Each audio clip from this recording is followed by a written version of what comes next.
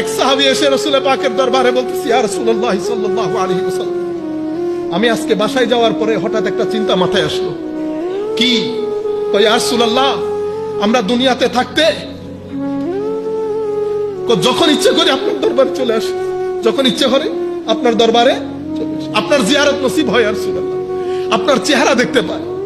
কিন্তু আমি মনে মনে চিন্তা করতেছি, ইয়া রাসূলুল্লাহ, যদি মারা যায় তো আপনি তো আপনার র্যাঙ্ক অনেক উপরের হবে, আমি আপনাকে কোথায় খুঁজবো ইয়া রাসূলুল্লাহ?